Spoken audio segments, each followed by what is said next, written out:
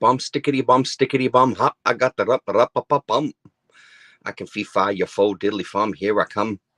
Hello. It's not DOS Effects. It's me, Comic Crack.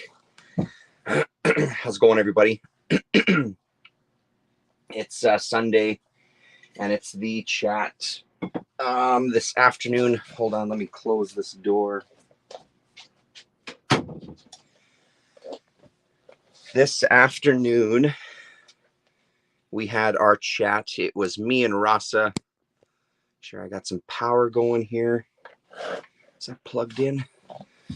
This afternoon, it was just Rasa and myself on our Sunday comics therapy over on Rasa's channel. So if you're interested in what we talked about, head on over there. Gonna sort of fly through these to some degree. I think I probably think that or say that every week, and then an hour later, the video is over. I read a fair bit, and then I've got some books. Remember when I said I was going to get rid of a bunch of stuff? Well, I did that. I did get rid of some stuff, and then I ended up bringing some stuff in. So we'll kind of talk quickly about the books that I read this week, and then I'll just kind of quickly show off some stuff that I picked up recently. So that'll be on the reading list sooner than later. So, why don't we start with a couple of very, very quick ones. So this is The Nameless City. This is book number 3 from Faith Erin Hicks. I spoke about it last weekend. My daughter and I were reading these together. It's a 3-book set. I would say it's a little more YA,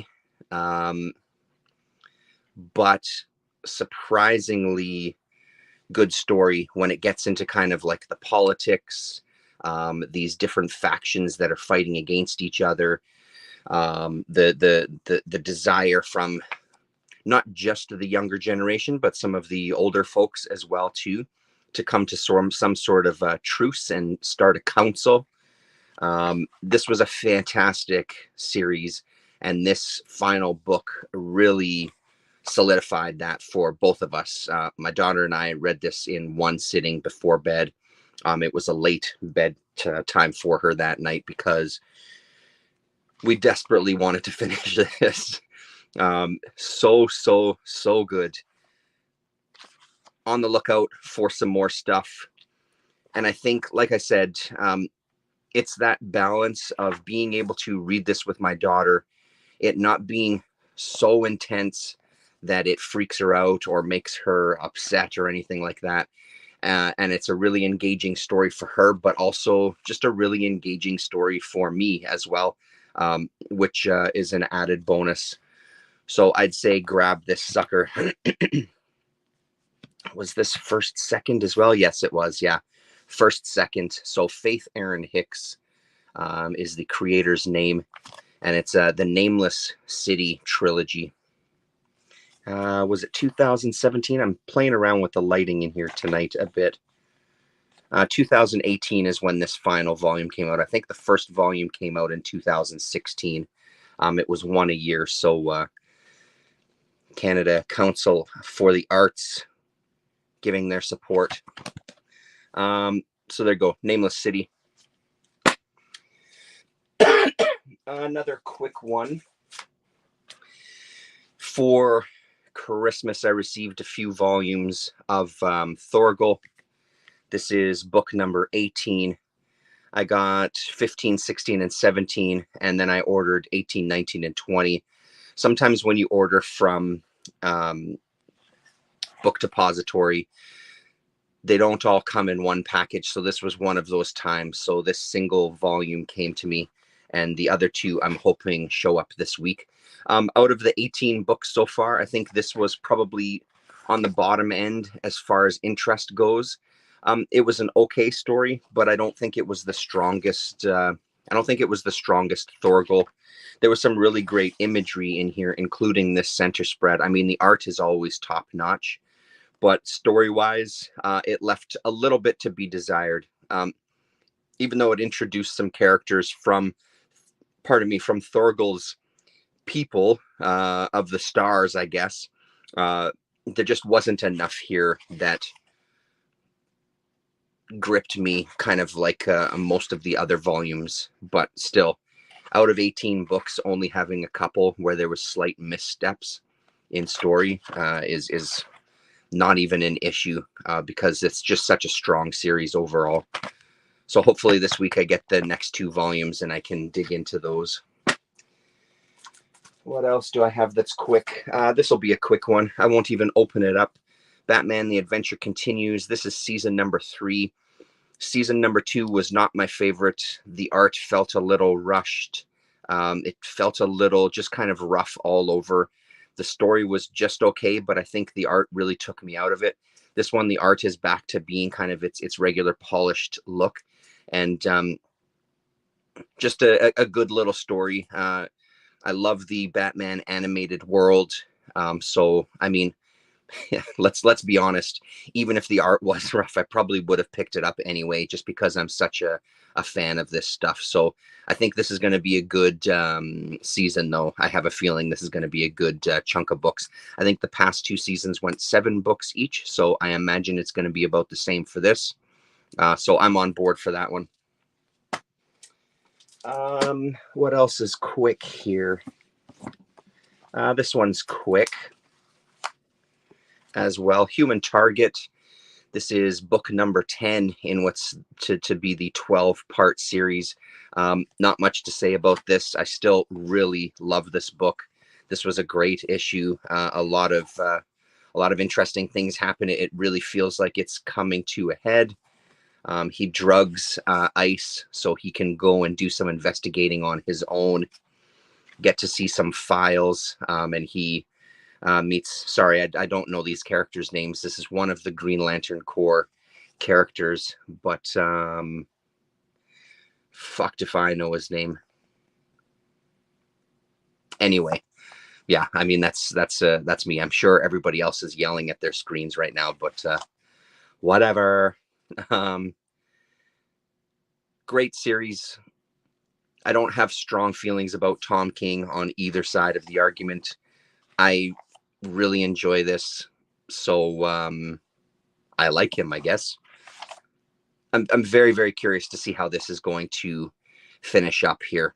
Don't know what's going to happen. I don't know what's coming, so but I'm on board. That was some sloppy talking right there. Let's do,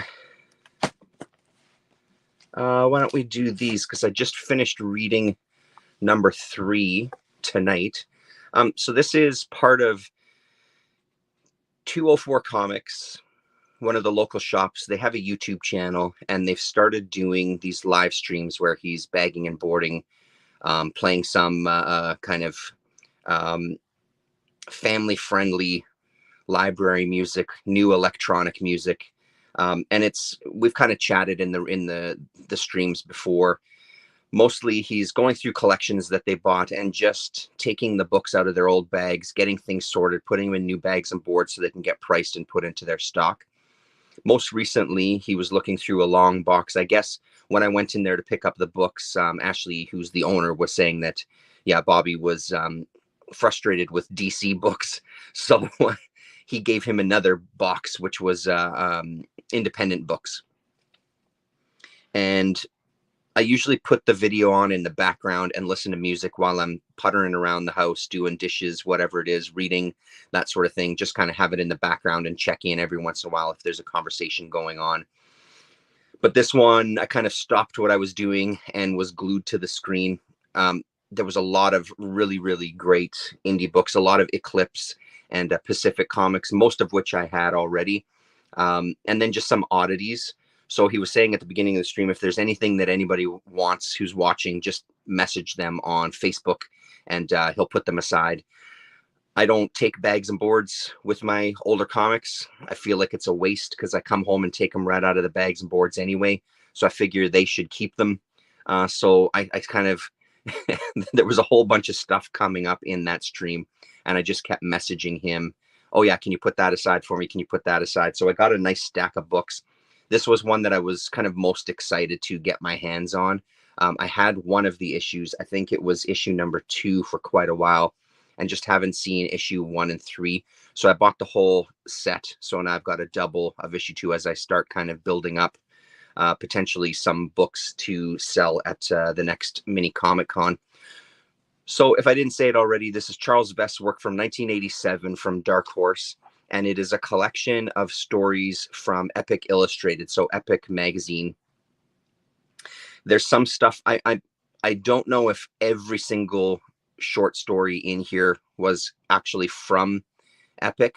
There's a whole bunch of dates on here, and there's even some where it has multiple dates, like it'll say 1980 and 1987. So the original, plus maybe then he did some touch-ups when it came to putting this out in the Dark Horse volume. There was some short stories that were from kind of the mid to late 70s as well too. I think even early 70s. I think when I was looking back at these tonight, 1974 might have been the earliest stuff that I saw. So this first story here, Children of the Stars, it's the only story that continues across all 3 books. And it's pretty great little story. It's all fantasy stuff. So I don't know if I'll sit and kind of go through every single tale that's in here. It does kind of have that classic Neil Gaiman type of vibe. The P. Craig Russell adaptations and things. It has that sort of feel to it. The Norse mythology-ish. There's just a beauty in some of the storytelling here that even though they're these simple tales, they kind of resonate a little bit differently. But for me, the black and white art, every single page, I was saying on Twitter that give me black and white books like this and I'll never go back to color, which is a total lie, but this does make it really easy to digest black and white comics. He's got an incredible style, very unique, even though there are kind of P. Craig Russell touches here and there. The other nice thing about this is you do get a couple of different styles going on here. So you see him kind of stretch a little bit in different ways. Someone who's very well versed in Charles Vess might call bullshit on that he's always done it. Oh, look at this, AFPC. How's it going, man? And it's been a while. So it was page after page of just beautiful art. And this one actually was one of my favorite ones. This is, yeah, Book of Ballads and Sagas too. Yes, absolutely. I think I have, was there a series of those ones there, AFPC? Yeah. So this one was a great short story. This witch that kind of rescues this guy from getting his ass kicked in a bar brawl and asks him to go on a mission for her after, of course, they have sex. If there's more of that coming to you, if you can rescue my sister from this tower. Turns out that both of them are these dragons, and just kind of this really short story. If he tries to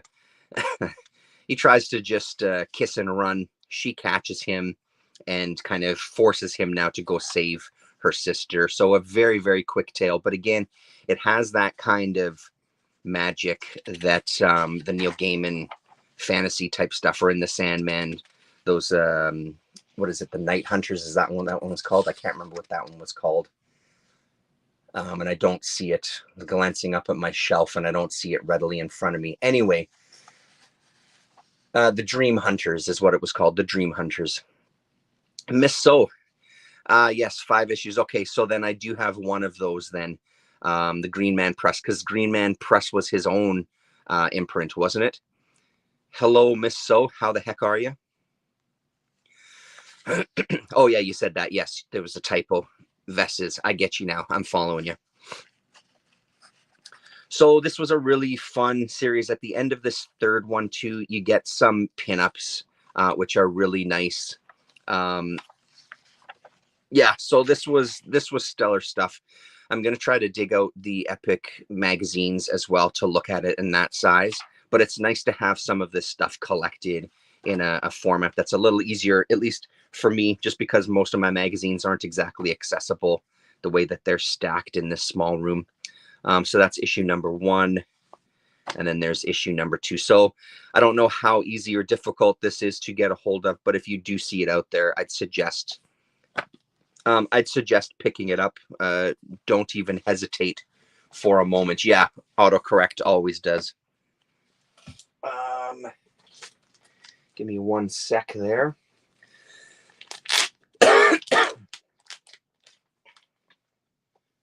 So, and I mean, for stuff like this, this is kind of what I end up doing with it, just to kind of stack it in my shelves or in my drawers. Especially with a 3 or 4 issue miniseries, it just fits so nicely just into one bag that it's a waste to give me a bag and a board for each one. Then that way I've got the whole miniseries together. So that's kind of a little look into how I stockpile my cabinets. Another one that took me by surprise, this was also from 204 Comics, from that live stream. Again, I had this first issue for a while, but it's a 3-issue series from Red Circle. It's a character that dates back, I don't even know how long. And then Red Circle was what? That was an imprint of like Archie Comics, wasn't it? And then I think it went off to continue in Red Circle. So these have Alex Toth covers, and then the last 2 issues have a backup story, The Fox, that Alex Toth writes and draws. And boy, oh boy, was The Fox. These were great ones, especially the second story. I really enjoyed this one a lot. The Black Hood stories themselves were fun. There was nothing wrong with them. It's a Gray Morrow. Carrie Burkett doing the story, and I don't remember if it's Burkett doing the stories in each one. We'll have a quick look through. They they were fine. They had kind of a couple of years ago, I read Crossfire from Eclipse, and it had that kind of feel. Sorry, excuse me. Clearly, I need some water. Hold on 1 second.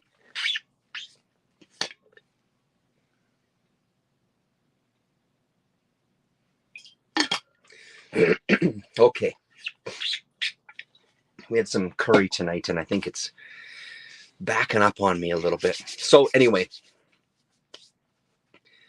these Black Hood stories are fun. I can't really rave or shit on them. They were just good. They were just kind of good, solid little stories.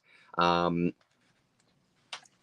know, he kind of gets portrayed that Morrow is saying, in that Gray Morrow at the beginning is talking about he wanted to take this character and give him a little more of a history with this series. So I'm assuming that he changed some things. I have a feeling that the character who becomes this Black Hood is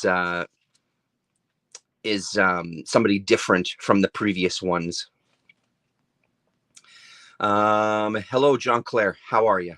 Thanks for joining us. So good stuff. But once I got to issue 2 and 3, it was The Fox that stood out to me. And that's, like I said, Alex Toth, written and drawn. I think there might have been some Fox books as well, too. I haven't actually looked, but I will be looking. This one was such a good story. Kind of, I don't know, it just really, really worked for me.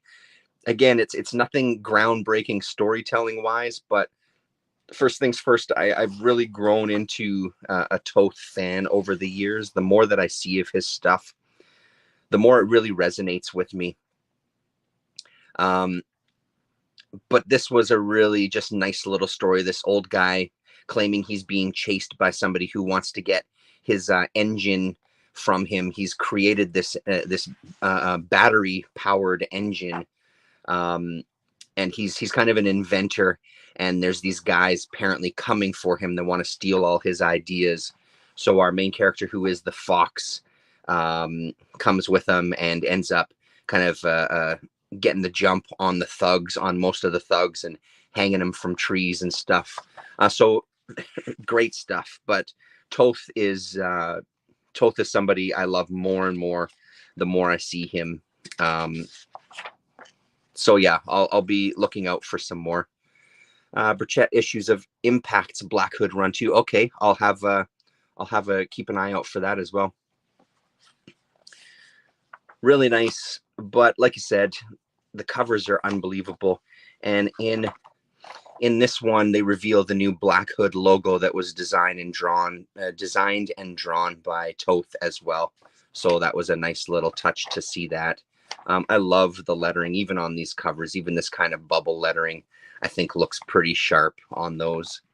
And then this one. So yeah, really nice. And like I said, there was only 3 issues in that one. What year was that one? Was that probably 83 for those ones? So 1983 for those.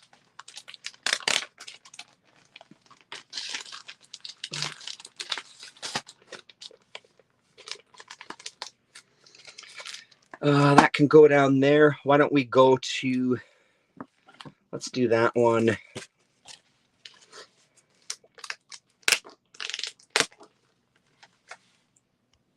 That Toth-ish was good. All I can think of is Dean Haspel's Fox run at the moment. Okay. Well, I'll make sure that I do a bit of digging. So Drowned Girl, this one came from that bookstore that had the... Did this one come from the bookstore? Yeah, I think this one came from the bookstore that had the 50% off sale, because I did end up going back just to have a look. I don't remember now, actually. It must have, though. I don't really know what I thought about this one. So this one was kind of early week. I'm almost thinking that I'm making a mistake here. Did we talk about this one last week? It clearly didn't sit with me much at all. I can't really tell you much about the story other than he was a guy who thought he was a private detective, and that there was all of these clues being left around for him as he kind of just ingests drugs throughout the entire book and goes out drinking. He keeps seeing these messages that aren't there. He hears people talk in their own private conversations and thinks that they're spies and they're dropping clues for him. So he ends up following some people who are just complete strangers to him. So the story itself was kind of this just kind of whack job walking through town hallucinating. But the art I found pretty fantastic in this one. I don't know, there's something about this kind of blocky, very textured faces that are going on here that was pretty appealing. And then these almost like these very flat pages where there's not much dimension and depth. Everybody is on the same plane. So there was just kind of a nice mix of this painterly, almost abstract or rough style to some facial features, especially our main character, but really, I don't know, two-dimensional in a different kind of way, in sort of an amateurish type of way, you know. So mixed feelings about this one. Clearly, even as I look through it again, sitting here, it doesn't resonate with me the same way that it did that first time. But like I said, I can't really remember much beyond that about the story. So as usual, I think that's pretty telling. And this is kind of one of the reasons why I've stayed away from the Piranha Press stuff in the past. All of it has had that sort of feel to me that it's kind of interesting to look at a glance. But if you sit and really dig into some of it, because again, the last stuff that we looked at, Sinner and Hardcore, those were phenomenal books. But this kind of feels like one of those that I could have just passed over, and it wouldn't have really mattered too much. So there you have it. That's the Drowned Girl, sorry. And John Hammer was the creator's name, if I didn't say that already. Maybe we'll do, so Silver Sprocket comic shop out of San Francisco had an unfortunate event happen to them recently where their shop got flooded. I believe parts of the basement got flooded. I don't think anything on the main floor was affected, but they put the call out to kind of people locally who are kind of patrons in the area to just help them come and move some comics out of the basement and just kind of just give them a helping hand. They posted the video. They were very touched because apparently a ton of people showed up and the amount of work that they had was done in a flash. So they put out the word social media as well and said, hey, if you've ever wanted to, if you were considering ordering something from Silver Sprocket, boy, oh boy, now would be a fantastic time to help us out, even if it's like $40 or something. So I ordered 3 books from them and I got some stickers as well too. And then they sent me a couple of stickers and sent me a couple of bookmarks and things on top of it. Very nice of them. You Are Revolting is the latest in the Fun Girl series by Elizabeth Pick.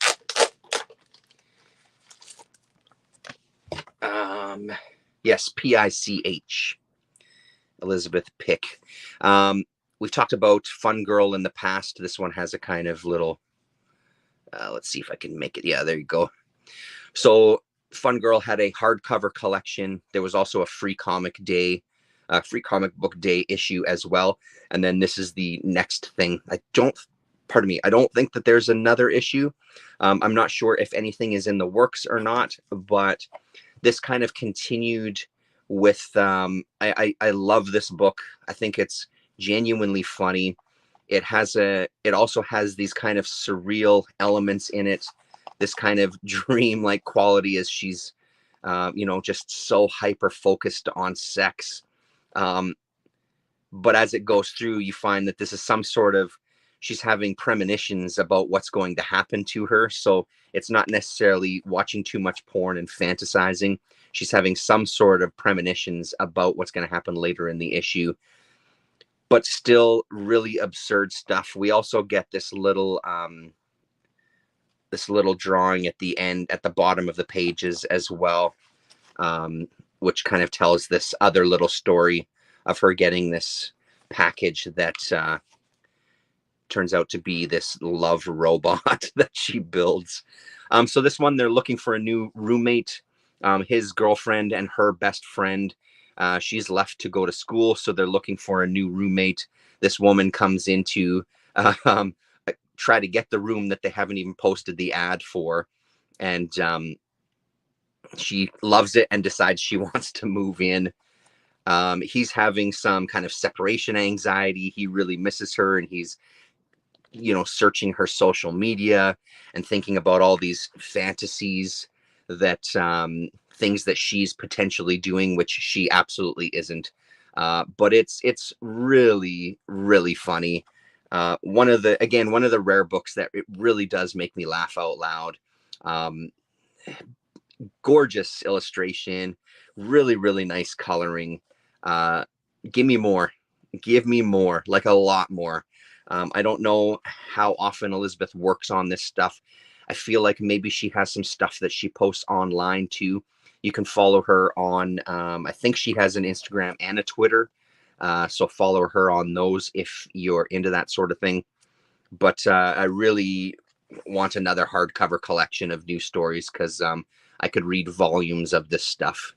So this is You Are Revolting, Fun Girl. And I think it is published by yes, it is published by Silver Sprocket as well too. So silversprocket.net to pick that one up. Oh, you grabbed it, hey? Nice.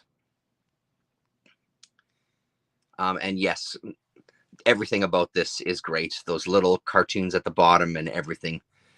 Well worth your time and money. In the kind of bootleg vein, this is Ryan Alves' Mustache. And on the back, just by chance, a little review write-up from Ryan Carey from 4-Color Apocalypse, who you can find on Patreon. So this was from, I believe this was 2018 is when this came out. Let's see if I can find, and it's a takeoff on Batman. Yeah, I believe it was 2018. I think that's what that date says there. So this is his version of Batman, who figures that oh, there you go, there's social media, who figures that because he only has the cowl, he needs to have a little bit of an extra disguise. So he puts a fake mustache on as well, and kind of makes fun of, there's this guy in Metropolis, they don't call it Metropolis, who just puts on a pair of glasses, and how ridiculous that is. Yeah, here you go. Are you kidding? Look at this range. And the added flare just distracts further from my face. Impressive, sir.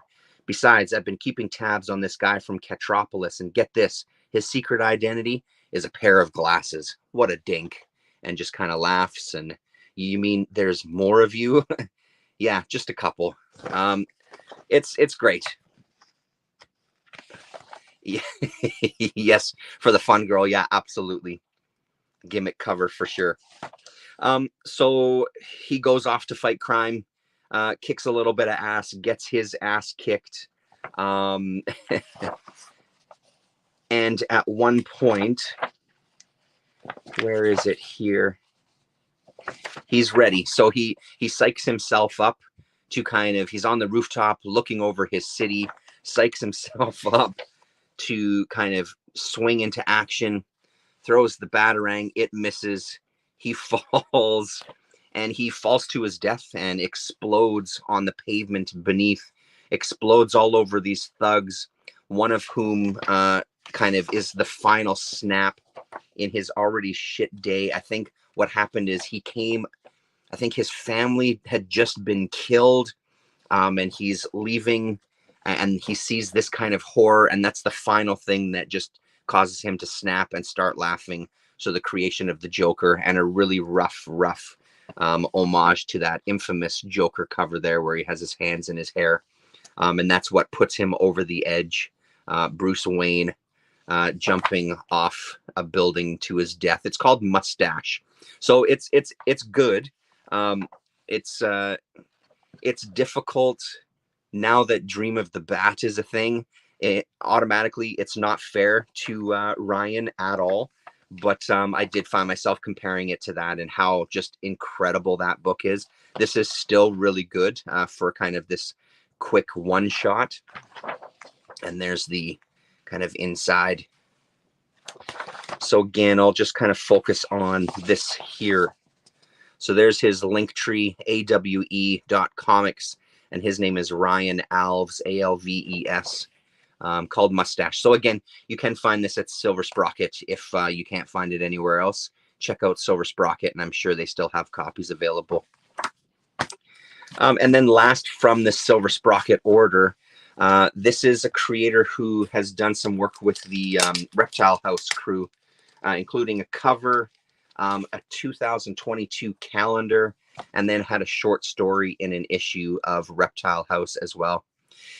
Yeah, Simmons, that's right. The Dream of the Bat is the Simmons bootleg Bat stories. Absolutely. Yeah, that's the one I was talking about. So it's unfair of me to compare it, because when this guy wrote this is years before I discovered Dream of the Bat and that whole kind of series of books. But it's what I ended up doing, right or not. It's what happened.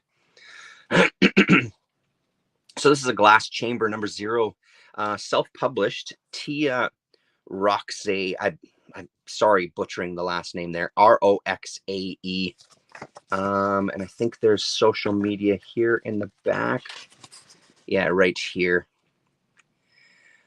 Dreamy Guts with 2 S's on Instagram and Twitter. And then there's email address as well too. And then just 1 S for the guts in the email. Yeah, 100%. I'm with you on that one. Give me all sorts. I have in the mail. I got Kayfabe affected. There was a bootleg Spider-Man book that they looked at. I went and ordered it from the creator right away. I'm all about those bootlegs, and they've really been promoting it lately, which has been good, because I'm with you. Give me any of those bootlegs that's going to shit on Marvel and DC for a little bit and kind of do their own twist to it, and I'm on board for sure. This is a gorgeous book. sort of lives in that world of body horror, sort of Cronenberg-esque, but beyond all of that. So Ryan Carey also talked about this on his Patreon. I think the day after I ended up reading this, he had done a post on it and raved about it. He talks about it way better than I could ever hope to. So I would kind of steer you towards his Patreon to have a look at that. But what I'll just say is I fucking love this. These stories are just kind of, they're odd. They've got a really unusual, uneasy feel to them. But the art and the coloring and the paper, even on this one, is just absolute quality. And it's really beautiful. Her coloring is just really impressive. This was one of the covers for Reptile House. I don't remember what issue it was. 7, maybe 7 or 8. I don't remember. And then this was the story that appeared in that same issue as well. So you get these 2 stories. I think I said 3. I meant to say 2. You get these 2 stories, and then you also get a couple of pinups, a few pinups here at the back to kind of fill it out. Rasa was saying this afternoon on the chat that these kind of had a tattoo flash type of vibe to them. But there's a real softness to the coloring and the art here that I think works really well with the subject matter. And the sort of silverish, shiny cover stock here as well. So I'm very excited for more from Tia.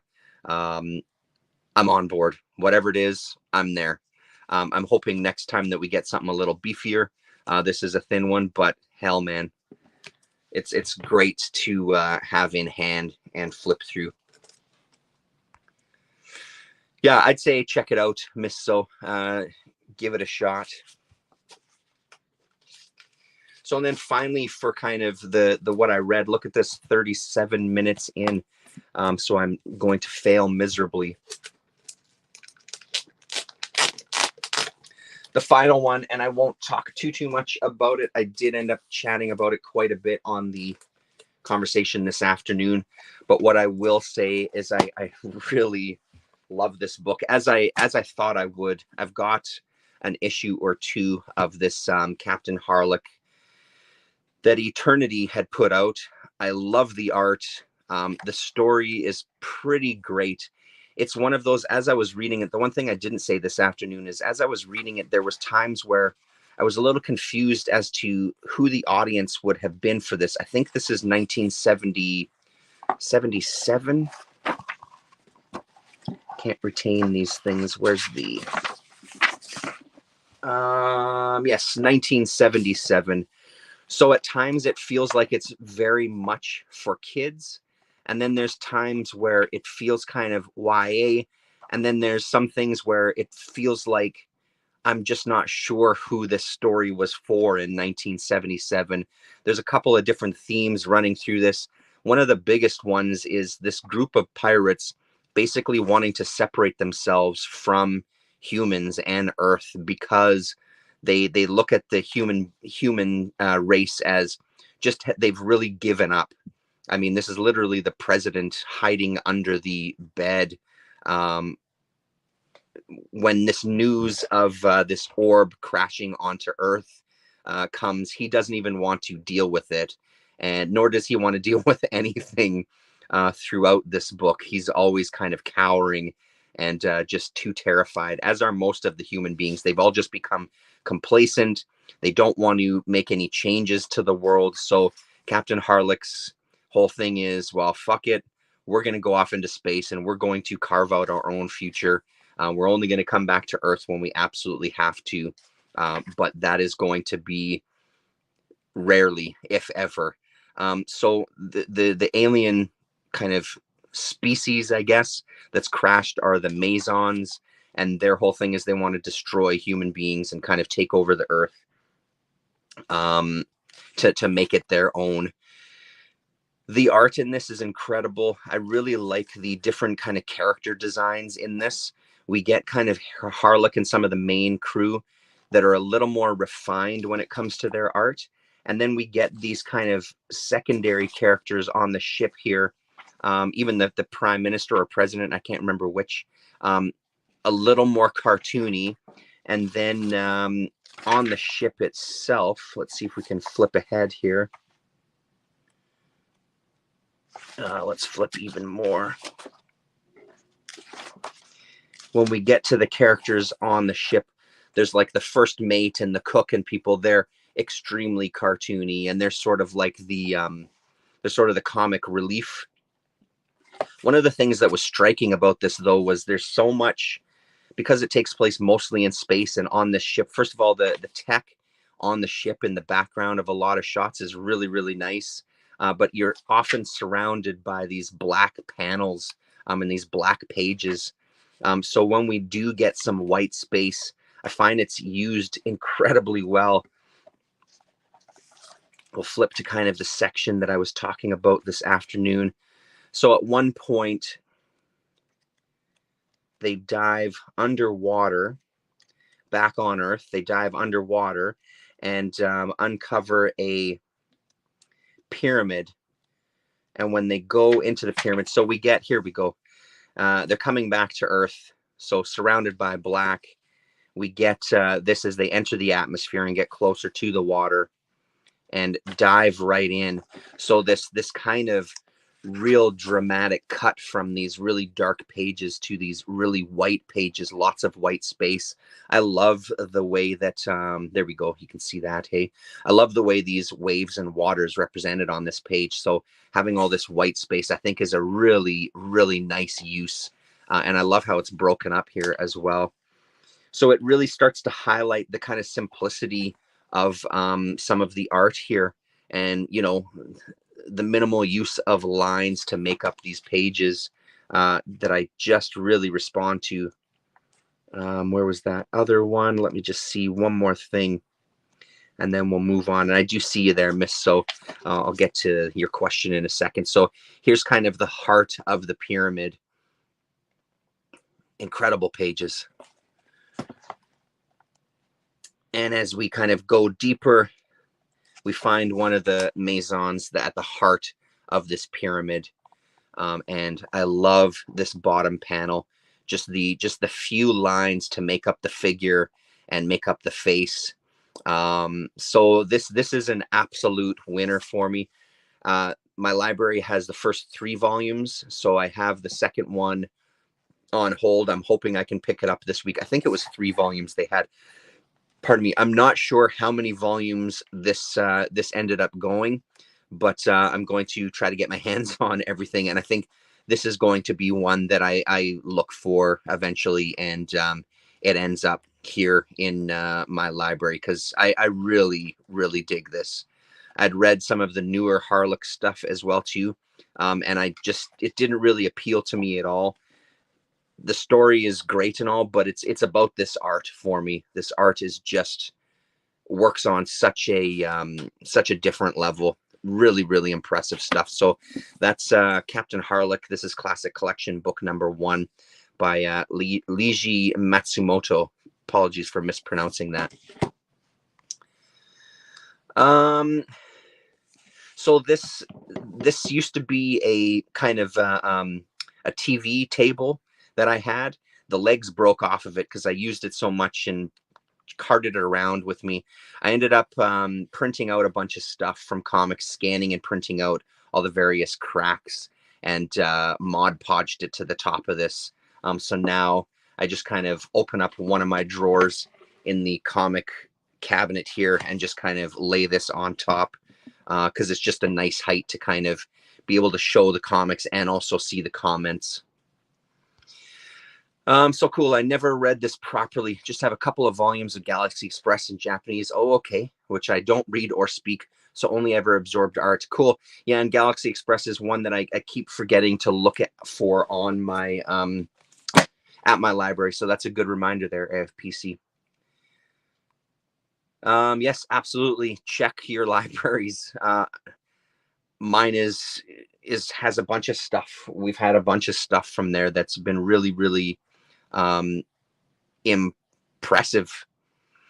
Support your local library, future viewers. Yes, absolutely. God of Grind, Comics Unlimited 666. How's it going, man? Thanks for joining us. So that's all the stuff that I read. Here's what's on the block for sooner than later.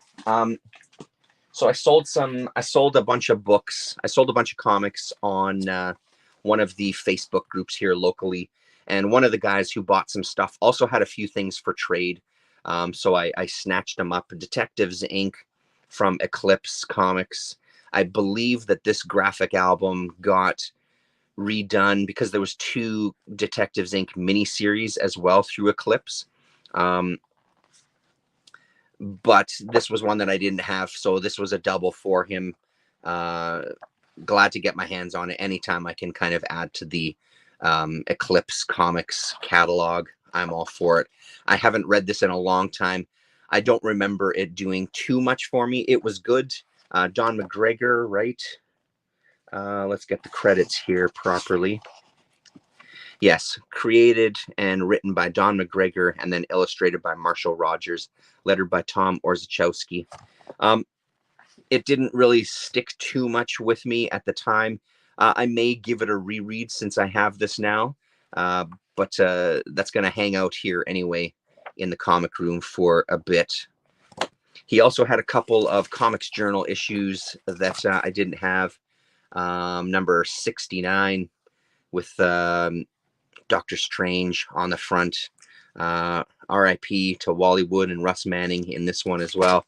And then issue number, 50 with Dennis Fujitaki. Love Fujitaki. So his X-Men on the front there. Always nice to add to the Comics Journal collection. On eBay, it kind of came up a couple of times. Speaking of Eclipse Comics did a bunch of cards sets, and this was their what the heck was it? Famous comic book creators from I believe that says 1992. Because of this lighting here, I can't quite see it. Yeah, 1992. So somebody had a full set of them. He offered a discount. I countered with an even more bigger discount. He said yes. So we worked it all out. These were pretty cheap for me to get. I don't know if these originally came in sets, like in a box. But they were all sleeved, so I didn't even have to even buy the sleeves. So there's Mobius there. And on the back, it gives kind of a brief description of each of the artists and then a sample of their art on the back of the cards. So yeah, they put out so many card sets. It was never really on my radar to collect it. I never thought it would really happen that I'd be able to actually get these card sets, because some of them, they go for pretty pricey. They're pretty pricey and they're not that easy to find. But this is a fun one. So I don't know. I was considering maybe one time maybe doing a video going through all this, because it's nice to kind of put a face to the name. Like there's a number of the guys who I've seen many, many times, but there's a lot of them here that I had no idea what they looked like. So it's kind of nice to be able to put a face to the name of some of these guys here. Todd McFarlane shirtless there, swinging a baseball bat. And yes, I love Dalgota. Really such a great series. And yeah, the Sienkiewicz rookie card. Yeah, absolutely. So those are fun. I'm sure I have a binder somewhere that I can pop those into, but if the interest is there, put it in the comments. Comment down below, and maybe I'll do a separate video where I'll take them out of the sleeves and we'll go through the cards just for shits and giggles and see everybody. And speaking of Wally Wood, there he is there. Yeah, cool stuff.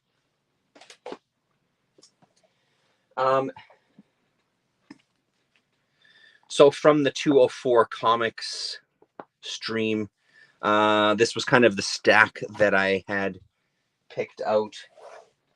Let me see. They also had a couple of what they were calling adult comics. Actually, let's do this. Let's put these here. Just a quick one from cover to cover. I ended up going back to cover last week because he had a bunch of those Forbidden Kingdom. Unfortunately, not the entire series, but I think I'm missing now only 2 issues of the 8 or 9. These were $1 a piece, so it was a no-brainer after I read those first couple that I picked up. Loved it, so went to snatch those up before I forgot about them.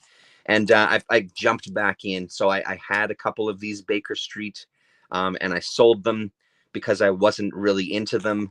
But now that I'm getting more into Guy's art, I wanted to give them another chance.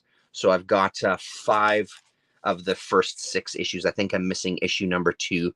So I'm going to try to jump back into this again and give it another chance, because I do want to watch Guy Davis start to kind of grow as an artist through a series like this.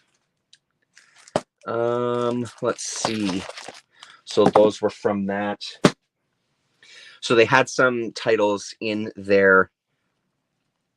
He had some titles in the boxes that they don't really know what to do with. So there was some like this Bizarre Sex issue that for sure this has to, stay behind the counter. But oftentimes I find that when they have what they consider kind of adult books, a bunch of other stuff gets thrown into it because it says fairy tale for adults. There's no porn or nudity in this. That's kind of the gist of it. You maybe see a little bit of nipples, but Fantagraphics, so stuff like that gets thrown in. Mr. A got thrown into that pile, so I ended up grabbing a few things that they considered adult content. But this Bizarre Sex it's not a series that I see that often, and he apparently showed this one on the stream accidentally before realizing what the hell he had just put in front of the camera. And they do have some younger viewers watching their stream, so I totally understand. This one's got an Omaha strip in it that's pretty damn good. But for me, the kind of surprise was Charles Dallas, and I've spoken about him a lot. But Charles Dallas is one of the unsung underground comics artists as far as I'm concerned. This is a good kind of 3-pager. It's not peak Charles Dallas, but you do get a really good sense of his style. Psychotic Adventures, that 3 issues, strongly recommended. But this one is very good as well, because that is a Charles Dallas character.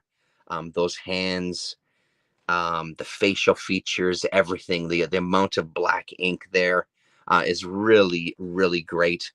So he's one of my favorites. And this is from 1975.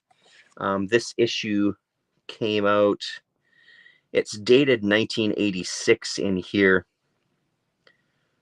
This is the 4th printing, is what it says on the inside front cover of this Bizarre Sex.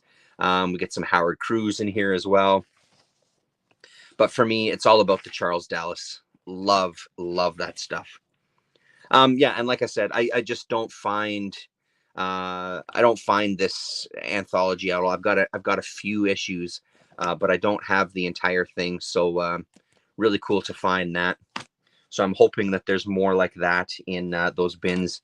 Like I said, Mr. A, Hugo, the Kayfabe guys. We're talking about this Mike Delgado Jr.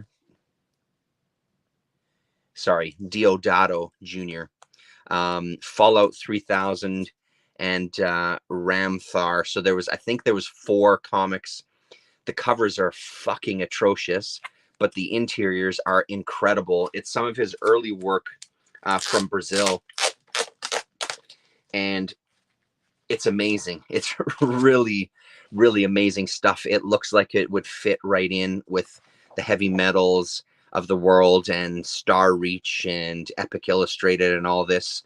And I think this first one, yeah, so a few of the stories written by his father as well too.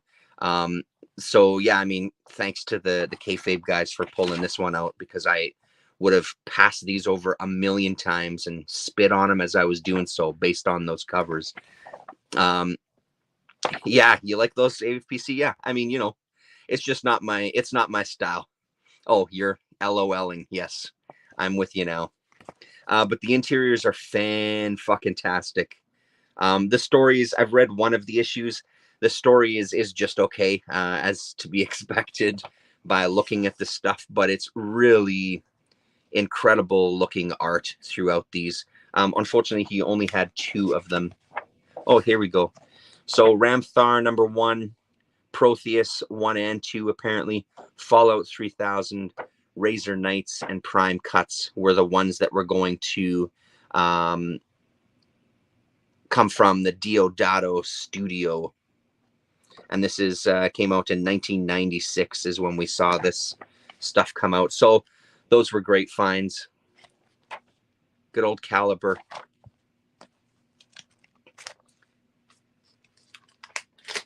A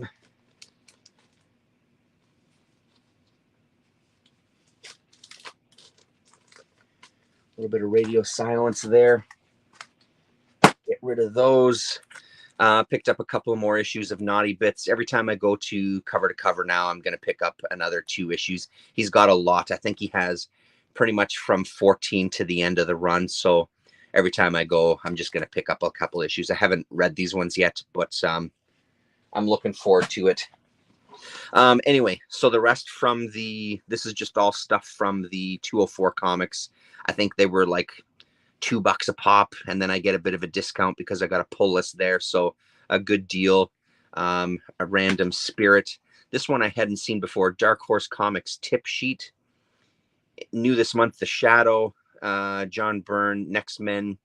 So just kind of quick 1-pagers on their upcoming titles. Holy shit, that is small writing. Does that say 1993? Where's the camera? Yeah, 1993 it looks like. So I thought this would be fun just to flip. I haven't even flipped through this one yet, actually. Aliens Labyrinth. Oh, that's the Jim Woodring one. Yeah, cool. Next Men. Pumpkinhead, Dracula. Stuff like this is fun. I like this kind of promotional stuff. Really to give you a snapshot of what was coming out at the time, I think is pretty great. Bunch of Star Wars shit, of course. James Bond, Indiana. I think the Kaluta they were talking about was The Shadow, if I'm not mistaken. Let's go back here.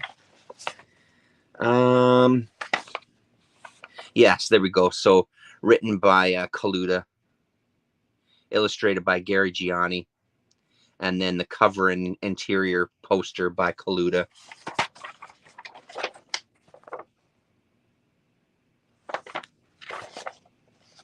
Martial Law. Ooh, Bernie Moreau, The Jam.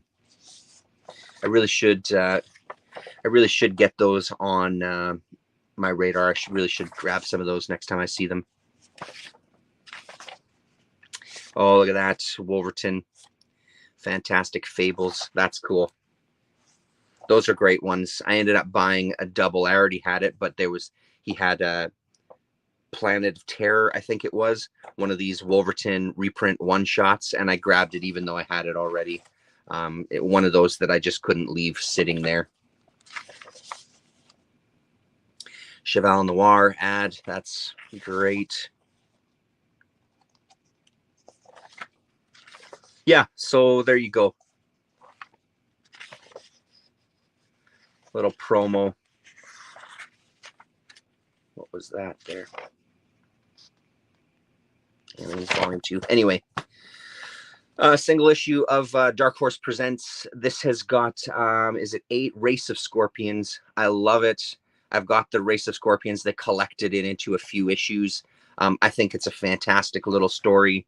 But I wanted this as well too. I've got a bunch of Dark Horse Presents, not even close to an entire run, but I think I might have now all of the issues that this was printed in.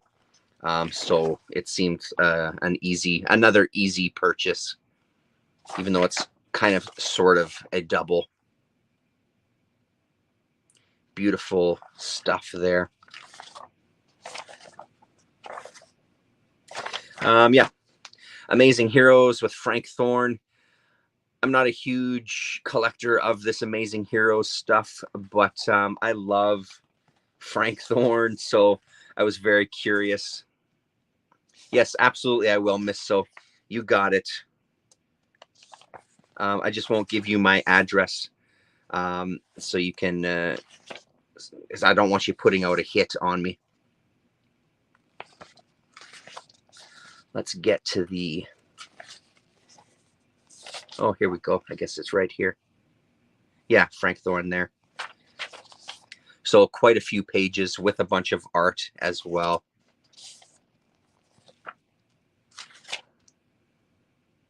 And of course, some photos.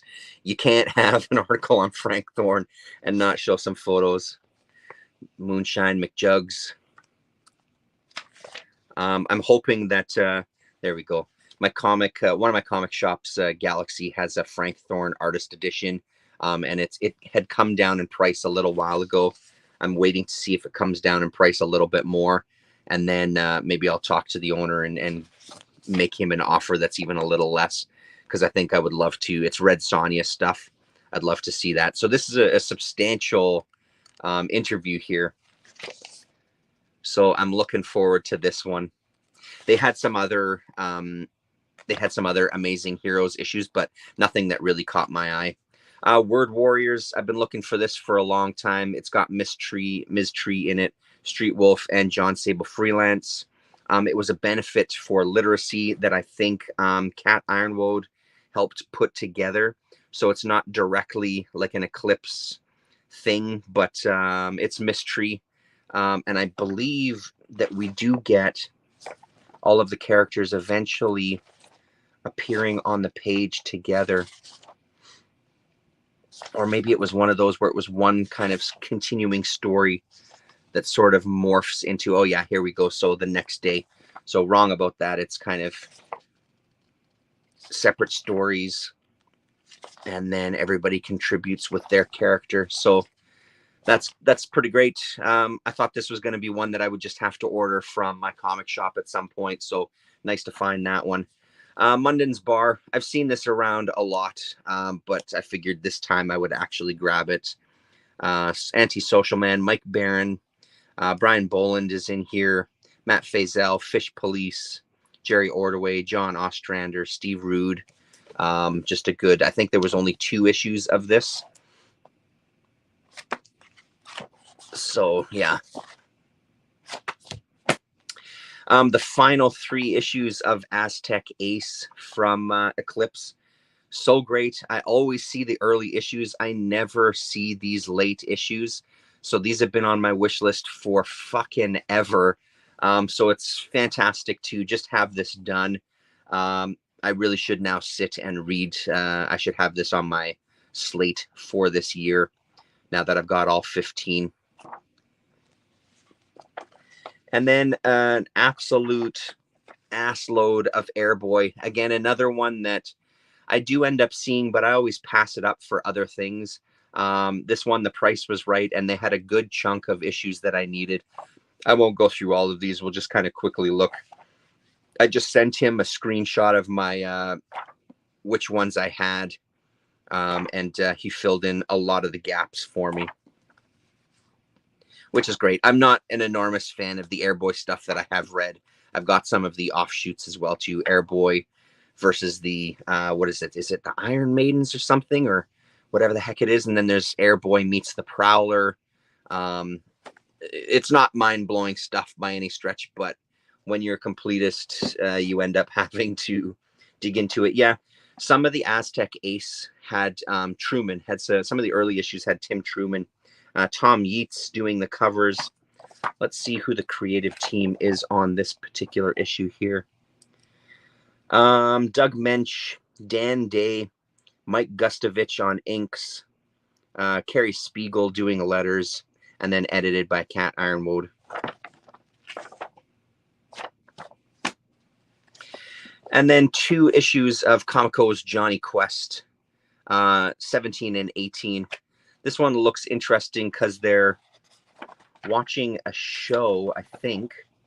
Or no, they're listening to a tape of Bannon's Last Case, So we get a flashback for the rest of the issue, and it's the coloring is a little different for the rest of it, just kind of monochromatic, almost looking like a faux ink wash for the rest of it, with the colored panels for the narration, which is kind of god awful actually looking at it again.